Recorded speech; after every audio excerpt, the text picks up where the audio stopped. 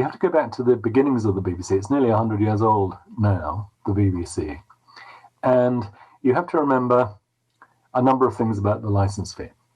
The BBC was set up initially as a monopoly service. And the reason it was a monopoly was it was a natural monopoly, actually, because there was a scarcity of wavelengths.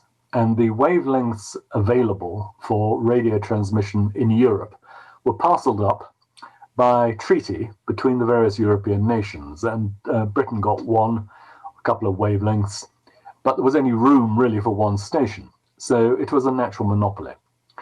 The Lord Reith and the initial executives at the BBC were very conscious of the fact that this was a powerful new medium, and they were determined that it should be free from government interference. So it shouldn't become a state broadcaster. It should not be under the control of the government.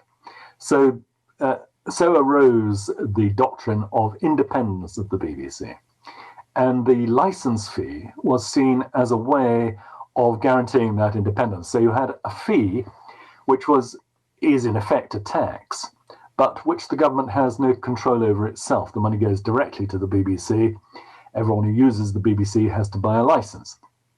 Now, it was also assumed that because the BBC is universally paid for, so everybody has to pay for the BBC through the license fee.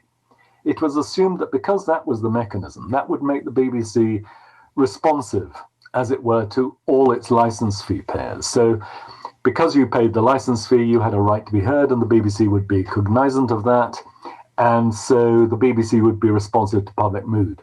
In fact, the exact opposite has happened. So what has happened is that the license fee has insulated the BBC from commercial pressures, has guaranteed its independence, which has allowed it to go entirely off on its own course. So it is indeed independent, and what's more, it's unaccountable. It has its own complaints procedure, which frankly is a farce, as anyone who's tried to use it will know. It answers to nobody. It won't engage with critics like myself.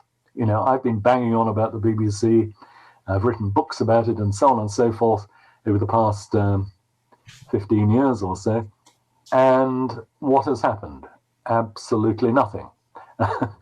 It doesn't engage with me. It doesn't engage with other critics because it doesn't need to. It doesn't have to. The license fee actually guarantees that the BBC can afford to be arrogant with its critics and arrogant with its audience because no one can touch it. It knows that it's going to get the money next year, you know. So, and so I think the key to reforming the BBC now is to tackle the license fee issue. And I really do think that the moment is approaching when the government is going to have to put the BBC on notice that the license fees days are numbered and that a subscription service is the way to go.